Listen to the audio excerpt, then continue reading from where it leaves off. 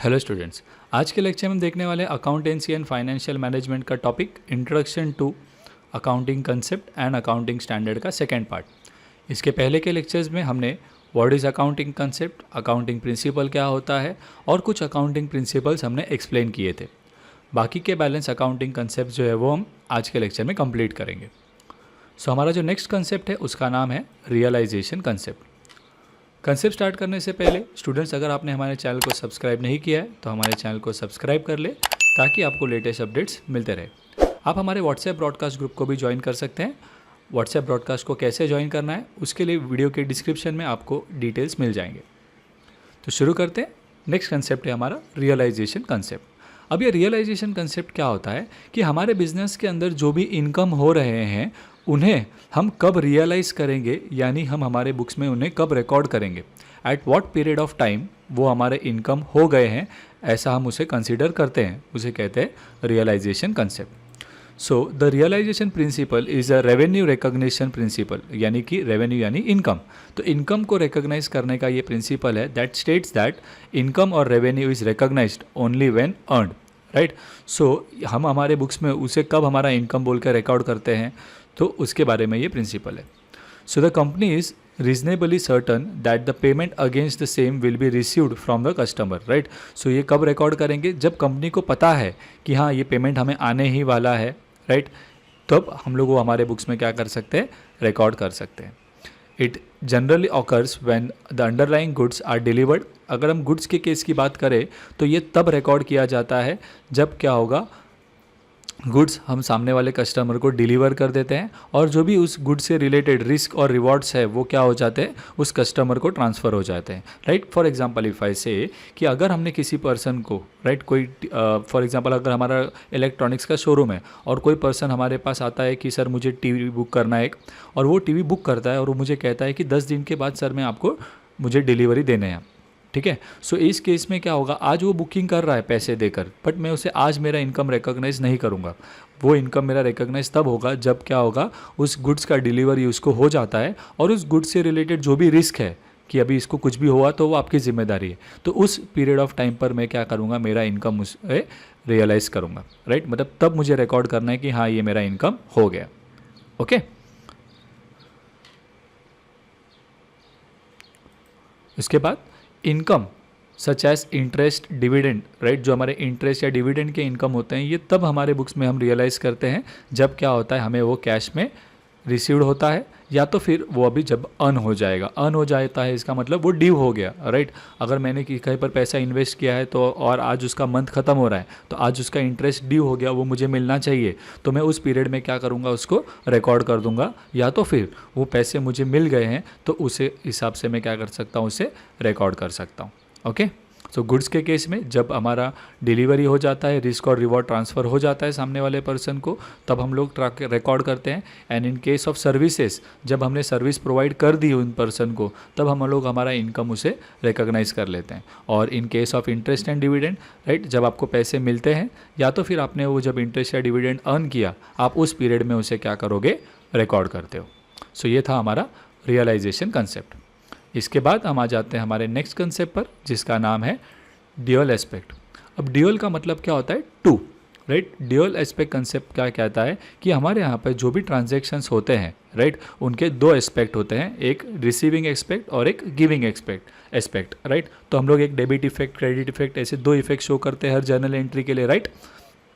सो वही है ये concept. According to this concept every transaction और event has two aspect, right. For example if I say अगर हम आज कंप्यूटर खरीद रहे तो मेरे बिजनेस के अंदर एक नया एसेट आ रहा है दैट इज़ कंप्यूटर, लेकिन मेरे बिजनेस में से मेरा कैश भी कम हो जाता है, राइट। तो इसके दो इफेक्ट हो रहे हैं, मेरे एसेट्स बढ़ रहे हैं क्या, ये कंप्यूटर, और मेरा कैश जो है वो क्या हो रहा है, कम हो जा रहा है, right. So we must record in our books the value of both the benefit obtained and benefit given. तो हम जब बुक्स में रिकॉर्ड कर रहे हैं तो मैं खाली ये नहीं दिखाऊंगा कि मेरे पास कंप्यूटर आया है, राइट, वरना ये इनकम्प्लीट रिकॉर्डिंग करना हो गया। मुझे ये भी शो करना होगा कि मेरे पैसे गए भी है, ठीक है ना। सो बेनिफिट ऑब्टेन्ड और बेनिफिट गिवन, दोनों ही चीज़ें, दोनों ही एस्पेक्ट क्या होने चाहिए, रिकॉर्ड होने चाहिए। This is the concept of dual aspect concept, okay. So this is the concept which recognize the fact that for every debit there is a corresponding equal credit, right। मतलब एक debit के सामने उसका एक credit होगा ही, और generally हमारे किसी भी एक ट्रांजैक्शन के अंदर उनका टोटल डेबिट और टोटल क्रेडिट क्या होता है, सेम होना चाहिए. Okay, so this is the basis for the entire system of double entry book keeping. तो हम जो भी बुक कीपिंग करते हैं basically journal, ledger, trial balance, final accounts बनाते हैं, ये हमारे डबल एंट्री सिस्टम कहा जाता है, इसे double entry system of book keeping. और ड्यूअल एस्पेक्ट जो है वो इस सिस्टम का बेस है.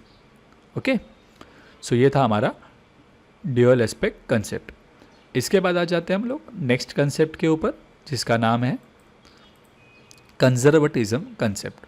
कंजर्वेटिज्म, तो नाम कंजर्व से आपको पता चलता है, आपने ईवीएस में पढ़ा होगा कंजर्व यानी बचत, राइट. तो ये कंसेप्ट क्या कहता है आपको कि बिजनेस के अंदर जब हम अकाउंटिंग करते हैं, राइट, सो हमें कंजर्वेटिव रहना है. कंजर्वेटिव कैसे? So while recording the business transaction we have to anticipate no profit but provide for all possible losses. इसका मतलब है, आसान भाषा में अगर हम कहें तो बिजनेस के अंदर जो भी लॉसेस या नुकसान आपको होने वाले हैं इन फ्यूचर, आप उसके लिए अभी से तैयारी करके रखिए.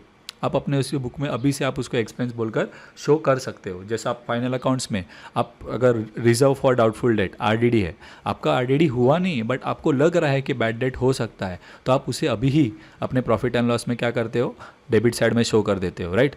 क्योंकि कंजर्वेटिज्म प्रिंसिपल कहता है कि अगर कोई लॉस हुआ नहीं है लेकिन होने वाला है, तो उसके लिए आप अभी से आप क्या कीजिए, शो कीजिए. लेकिन अगर आपको कोई प्रॉफिट्स या इनकम होने वाला है तो उसको एंटिसिपेट करना नहीं है आपको.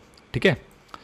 सो it encourages certain secret reserves by making excess provision to prevent losses. Future में अगर कोई नुकसान होने वाला है तो उसके लिए हम लोग अभी से सीक्रेट रिजर्व क्या कर रहे हैं, क्रिएट कर रहे हैं, ताकि इन फ्यूचर हमें लॉसेस ना हो. ठीक है. The income statement may show lower income and balance sheet overstates the liability and understates the asset. जब हम कंजर्वेटिज्म प्रिंसिपल करते हैं तो हमारा जो टोटल प्रॉफिट होता है फाइनल अकाउंट्स में वो क्या होगा, कम दिखेगा. क्यों? हमारे एक्सपेंसेस ज़्यादा दिखा रहे हैं, जो हुए नहीं है होने वाले उनको भी ले रहे हैं, और जो इनकम हमें मिले नहीं है, राइट, तो हम उसको रिकॉर्ड नहीं कर रहे. तो हम कहीं ना कहीं पर हमारा इनकम कम दिखा रहे हैं और एक्सपेंसेस ज़्यादा ले रहे हैं. तो उस केस में हमारा जो प्रॉफिट्स है वो क्या होने वाला है, कम दिखने वाला है. लायबिलिटीज़ ज़्यादा दिखेंगे. बट क्यों? क्योंकि कोई एक्सपेंस या लॉस ऐसा होगा जो हमें हुआ नहीं है लेकिन होने वाला है, लेकिन हम हमारे बुक्स में उसे अभी से शो कर दे रहे हैं. ठीक है ना.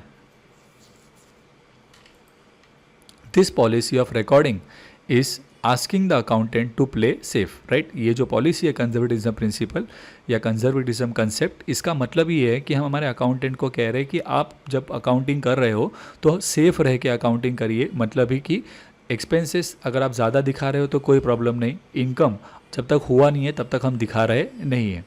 ठीक है. बिकॉज अगर हमने इनकम दिखा दिया, हमारा प्रॉफिट्स ओवर वैल्यू करके दिख गया और हम उसके ऊपर टैक्स भी भर देंगे और फिर पता चला कि वो पैसे हमें मिले ही नहीं, तो हम लोग क्या कर रहे हैं, सेफली खेल रहे हैं यहाँ पर कि इनकम जब तक होता नहीं है तब तक हम रिकॉर्ड नहीं करते. और अगर एक्सपेंसेस हम ज़्यादा भी ले लेते हैं तो भी हमारा प्रॉफिट्स क्या दिखेगा, उससे कम दिखेगा, हमें टैक्स कम भरने के लिए आएगा, राइट. सो इसमें हमारा बेनिफिट ही है. ओके. सो ये था हमारा कंजर्वेटिज्म कंसेप्ट. इसके बाद आ जाते हैं हम लोग हमारे नेक्स्ट कंसेप्ट पर, जिसका नाम है कंसिस्टेंसी कंसेप्ट. सो कंजर्वेटिज्म प्रिंसिपल में हमने क्या कहा कि वो फ्यूचर के एक्सपेंसेस को एंटिसिपेट करेगा लेकिन फ्यूचर के इनकम को एंटिसिपेट नहीं करेगा. ओके. इसके बाद नेक्स्ट कंसेप्ट हमारा कंसिस्टेंसी कंसेप्ट. सो कंसिस्टेंसी ये वर्ड का मतलब ही क्या होता है, कंसिस्टेंट का मतलब होता है कंटिन्यूअस. ठीक है. सो ये कंसेप्ट कहता है कि बिजनेस के अंदर जो भी पॉलिसीज़ है हम अडॉप्ट करते हैं, any policies adopted for accounting should be continuous और consistent throughout the business, right. मतलब हमारे पूरे बिजनेस के लाइफ के दौरान हमें जो भी पॉलिसी हम अडॉप्ट करते हैं, कोई ऐसा कंपल्शन नहीं होता कि आपको यही मेथड यूज़ करना है. जैसे आपको पता होगा आप डिप्रिसिएशन करते हैं, तो डिप्रिसिएशन करने के दो तरीके होते हैं. आपने पढ़ा है लोअर स्टैंडर्ड्स में आपके कि स्ट्रेट लाइन मेथड और रिड्यूसिंग बैलेंस मेथड. तो आप अपने बिजनेस के हिसाब से जो भी आपको बेस्ट सूटेबल है, आप कोई एक मेथड क्या कर सकते हो, सिलेक्ट कर सकते हो, तो वो आपको अडॉप्ट करना है. बट जो भी पॉलिसी आप अडॉप्ट करते हो, जो भी मेथड आप अडॉप्ट करते हो, उस मेथड को आपको क्या करना है, कंटिन्यूसली ईयर टू ईयर क्या करना है, फॉलो करना है. ठीक है. तो ये कंसेप्ट यही कहता है कि जो भी मेथड हम अडॉप्ट करते हैं उसे हमें कंटिन्यूसली सारे सालों में क्या करना होता है, बिजनेस में फॉलो करना होता है. Okay. This helps in comparing the working of the concern over a number of years, right. तो बिजनेस का जो भी अकाउंट्स है, अगर हम लोग सेम कंसिस्टेंट अकाउंटिंग मेथड से अकाउंटिंग कर रहे हैं तो हम लोग सालों का जो अकाउंट्स है वो क्या कर सकते हैं, कंपेयर कर सकते हैं। अगर मुझे पिछले साल का अकाउंट्स 2 साल पहले के अकाउंट्स के साथ कंपेयर करना है तो मैं कर सकता हूँ। क्यों? क्योंकि हमने सेम मेथड से क्या किया है, दोनों चीज़ें बनाई हैं, ठीक है ना। लेकिन अगर हमने एवरी ईयर अकाउंटिंग का मेथड चेंज किया है बार बार बीच बीच में चीज़ों के लिए, तो उस केस में कंपैरिजन करना पॉसिबल होगा नहीं, ठीक है। The concern therefore may change the accounting policy if circumstances have changed or if the old policy needs to be replaced with the currently accepted policy। इसका मतलब ये नहीं है कि कंसिस्टेंसी प्रिंसिपल कहा तो हमें कंटिन्यूसली मेथड को फॉलो करते ही जाना है, राइट। तो इसका मतलब ये नहीं कि हम कभी चेंज ही नहीं कर सकते। इफ़ यू वांट, आपको लग रहा है कि ये बहुत ही पुराना मेथड हो गया है, बहुत ही आउटडेटेड हो गया है, कि नया सिस्टम आया है और उसे हमें एक्सेप्ट करना चाहिए, तो ऐसे सिचुएशन में आप क्या कर सकते हो, पॉलिसी को चेंज कर सकते हो, आप अपना अकाउंटिंग मेथड चेंज कर सकते हो। लेकिन इस चीज़ को आपको क्या करना है, आपके अकाउंट्स में डिस्क्लोज भी करना है कि हमने क्या किया है, अकाउंटिंग मेथड या अकाउंटिंग पॉलिसी को चेंज किया है, ठीक है। However such changes in accounting policy have to be disclosed in the accounts, ठीक है। सो बेसिकली कंसिस्टेंसी कंसेप्ट कहता है कि कई सारे जगह पर जहाँ पर हम अकाउंटिंग करते हैं, हमारे अकाउंटिंग करने के ही 2 बेसिस होते हैं। हम कैश बेसिस से अकाउंटिंग कर सकते हैं और अक्रूवल बेसिस से अकाउंटिंग कर सकते हैं। तो बिज़नेस के ऊपर है कि कौन सा मेथड ऑफ अकाउंटिंग यूज़ करना है। स्टॉक को मेंटेन करने के लिए हम फीफो मेथड यूज़ कर सकते हैं, वेटेड एवरेज मेथड यूज़ कर सकते हैं। बिज़नेस के ऊपर है कि वो कौन सा अकाउंटिंग मेथड क्या करना है, उन्हें अडॉप्ट करना है। बट कंसिस्टेंसी कंसेप्ट क्या कहता है, आप जो भी मेथड अडॉप्ट करते हो कहाँ पर भी, तो वो मेथड क्या करना है, आपको कंसिस्टेंटली कंटिन्यूसली क्या करना है, फॉलो करना है। और अगर आप चेंज करते हो, राइट, तो उसे आप क्या करेंगे, अकाउंट्स में अपने डिस्क्लोज कीजिए ताकि लोगों को पता चले कि आपने करंट ईयर से मेथड क्या किया है, चेंज किया है। लेकिन एक बार आपने चेंज किया तो फिर उस मेथड को चेंज करने के बाद कंटिन्यूसली क्या कीजिए, उसे फॉलो करना है। Okay, so this is our consistency concept. इसके बाद नेक्स्ट कंसेप्ट है हमारा मटेरियलिटी कंसेप्ट। मटेरियलिटी का मतलब होता है बेसिकली, मटेरियल वर्ड का मतलब होता है important. Okay, so material means important or essential. According to this convention, financial statement should disclose all the material important items which might influence the decision of the user of the financial statement। मतलब जो भी person हमारा financial statement use कर रहा है, he can be our investor, वो हो सकता है हमारा बैंकर हो जो हमें लोन दे रहा है, राइट, हो सकता है गवर्नमेंट है जो हमारे अकाउंटिंग रिकॉर्ड्स चेक कर रहे हैं। तो किसी भी पर्सन को जो हमारे फाइनेंशियल स्टेटमेंट्स देखता है, वो उसके डिसीजंस को वो इन्फॉर्मेशन क्या कर सकता है, इन्फ्लुएंस कर सकता है। उनका जवाब हाँ से ना कर सकता है या ना से हाँ कर सकता है। तो ऐसे सारे इन्फॉर्मेशन को हम क्या कहते हैं, मटेरियल इन्फॉर्मेशन कहते हैं। और मटेरियलिटी कंसेप्ट ये कहता है कि ऐसे कोई भी इंपॉर्टेंट इन्फॉर्मेशंस हैं, मटेरियल इन्फॉर्मेशंस हैं, तो उन इन्फॉर्मेशन को आपको क्या करना है, अपने अकाउंट्स में डिस्क्लोज करना है, उनको आपको शो करना है, अलग से शो कीजिए आप उसे, ठीक है। The items of materiality is subjective in nature. अब फॉर एग्जांपल अकाउंट्स के अगर अंदर बात करें तो बिजनेस के अंदर क्या होता है कि हम लोगों के कई सारे एक्सपेंसेस आपने प्रॉफिट एंड लॉस में देखे होंगे। हम लोग रेंट करके अलग सा एलिमेंट शो करते हैं, सैलरीज कितना है वो अलग से शो करते हैं। लेकिन क्योंकि वो हमारे लिए बिज़नेस के लिए एक इंपॉर्टेंट पॉइंट्स है कि हमारा टोटल रेंट में कितना पैसा साल का यूज़ हो जाता है, सैलरीज़ में हम कितना पैसा टोटल एम्प्लॉयज़ के पीछे दे रहे हैं। तो ये सारी चीज़ें हमारे लिए आगे बिज़नेस को डिसीजंस लेने के लिए हेल्पफुल हो सकती है। लेकिन अगर हम कहेंगे छोटे छोटे एक्सपेंसेस है, जैसे कि हमारा स्वीपर या क्लीनिंग स्टाफ है, उसको हमने कुछ पैसे दिए झाड़ू लाने के लिए, या कुछ पैसे दिए हमने कुछ कपड़ा लाने के लिए, या फिर हमारे क्लाइंट्स आते हैं तो हम उन्हें चाय पानी करवाते हैं, तो ये सारे खर्चे हमें अलग से लिखने की ज़रूरत नहीं है। इन सबको हम लोग एक कॉमन हेड में डाल सकते हैं, जैसे कि हमारा सन्ड्री एक्सपेंसेस, राइट। सो मटेरियलिटी कंसेप्ट कहता है कि जो भी इंपॉर्टेंट चीज़ें हैं उनको आप अपने अकाउंट्स में अलग से शो करेंगे, और जो भी लेस इंपॉर्टेंट चीज़ें हैं उनको आप क्या करेंगे, एक कॉमन हेड में डाल सकते हैं। अब ये इंपॉर्टेंट चीज़ें कैसे हैं वो फिक्स नहीं है कोई, राइट, वो एक सब्जेक्टिव नेचर का है। बिजनेस टू बिजनेस क्या हो सकता है, चेंज हो सकता है। Materiality depends upon the amount involve in the transaction. अब वो किस बेसिस पे डिपेंड करेगा, तो अगर ट्रांजैक्शन का अमाउंट बहुत बड़ा है तो उस हिसाब से हम उसको अलग दिखा सकते हैं। छोटे छोटे अमाउंट्स के ट्रांजैक्शन है तो उनको एक साथ दिखा सकते हैं।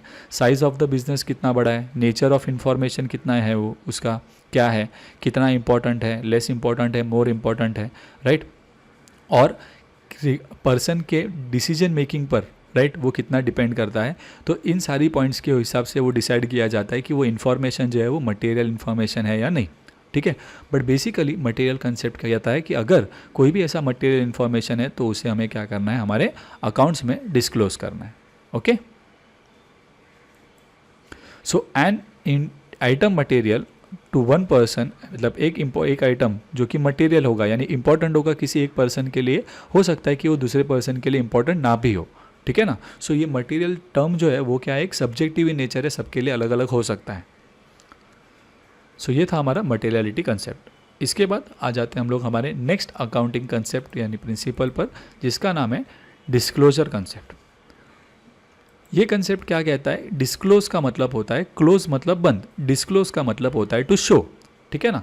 सो बेसिकली ये कहता है कि हमारे अकाउंट्स के अंदर राइट जो भी हम अकाउंटिंग कर रहे हैं, अकाउंट्स प्रिपेयर करते हैं, तो सारे इन्फॉर्मेशन हमें क्या करने हैं, डिस्क्लोज करने हैं। This means that accounts must be honestly prepared, मतलब जो भी अकाउंटेंट हमारा अकाउंट कर रहा है उसको ऑनेस्ट होकर राइट अकाउंटिंग करना है, और सारे इन्फॉर्मेशंस क्या करने हैं, अपने trading account, profit and loss और बैलेंस शीट के द्वारा वहाँ पे उसको सारी चीज़ें डिटेल में शो करनी है, ठीक है।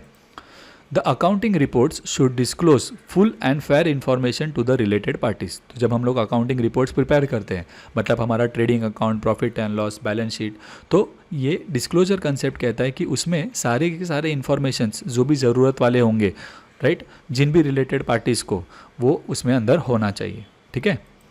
All the information disclosed should be relevant, reliable, right. Relevant मतलब क्या होना चाहिए, वो कनेक्टेड होना चाहिए, अकाउंट से रिलेटेड होना चाहिए। रिलायबल यानी कि उस पर भरोसा किया जा सकता है। कंपेरेबल यानी कि अगर आपको दो ऑर्गेनाइजेशन का या आपके ही बिजनेस का पिछले साल के हिसाब से हमें उनको कंपेयर करना है तो वो कंपेरेबल होना चाहिए। Understood by all the concern authorities, मतलब जो भी लोग ये अकाउंटिंग यूज़ करते हैं, इन्वेस्टर हो गए, बैंक्स हो गए, गवर्नमेंट हो गए, तो ये सभी लोगों को वो इजी तरीके से समझना चाहिए, इस हिसाब से बनाना चाहिए। ओके, सो डिस्क्लोजर कंसेप्ट का मतलब होता है कि जो भी अकाउंटिंग हम कर रहे हैं उसमें सारी चीज़ें आप प्रॉपरली क्या कीजिए, शो करेंगे।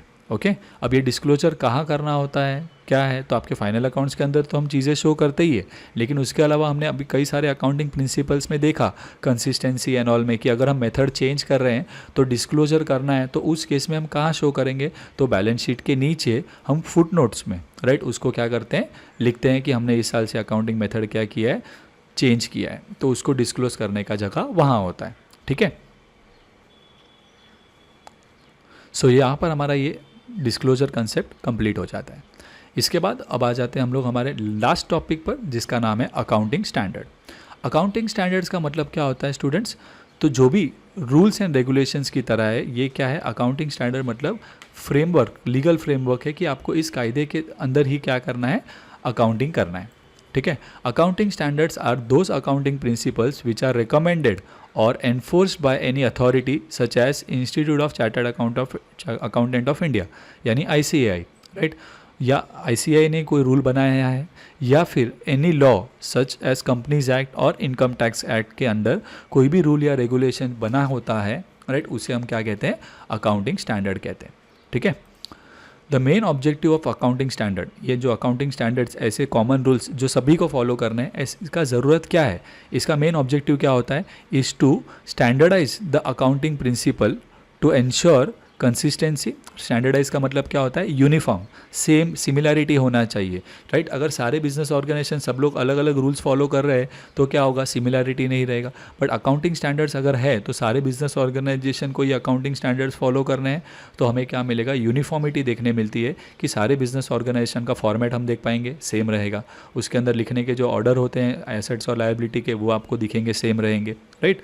सो टू एंश्योर कंसिस्टेंसी यानी कि कंटिन्यूटी रहती है, कंपेरेबिलिटी होगा यानी कि हम दो ऑर्गेनाइजेशन का अकाउंट्स कंपेयर कर पाएंगे, एडिक्वेसी, रिलायबिलिटी यानी कि उन पर डिपेंडेंट रह सकते हैं हम फाइनेंशियल रिपोर्टिंग पर, राइट। ये सारी चीज़ें अच्छी हो पाती है because of the accounting standard. Okay, अब हम बात करें कि ये कितने अकाउंटिंग स्टैंडर्ड्स है। So the council of institute of chartered accountant of India has so far issued 32 accounting standards, right. तो in total there are 32 accounting standards which are issued by ICAI। लेकिन हमारे सिलेबस की अगर हम बात करें तो हमें 3 अकाउंटिंग स्टैंडर्ड के बारे में डिटेल में पढ़ना है, जो हम आगे के लेक्चर्स में कवर करेंगे, और बाकी के जो अकाउंटिंग स्टैंडर्ड्स रहेंगे वो आपको आगे के हायर स्टैंडर्ड्स में धीरे धीरे आपको उनके रिलेटेड चैप्टर्स सीखने मिलेंगे। ओके, सो ये था हमारा टॉपिक अकाउंटिंग स्टैंडर्ड जो कंप्लीट हो जाता है। सो इसी के साथ साथ हमारा ये जो चैप्टर है that is introduction to accounting concepts and accounting standard वो यहाँ पर कंप्लीट हो जाता है। तो स्टूडेंट्स, अगर आपको हमारे ये लेक्चर्स पसंद आते हैं तो हमारे वीडियोस को लाइक करें और इन पर कमेंट करें और इन वीडियोस को अपने फ्रेंड्स के साथ शेयर करना ना भूलें। सो स्टूडेंट्स, अब आप हमारे व्हाट्सएप ब्रॉडकास्ट ग्रुप को भी ज्वाइन कर सकते हैं for free notes, assignment and all the latest updates related to exams. To join the free WhatsApp group आपको जो है आपका नाम, क्लास और आपका लोकेशन का नाम इस व्हाट्सएप नंबर पर सेंड करना है and you will be added to the WhatsApp broadcast.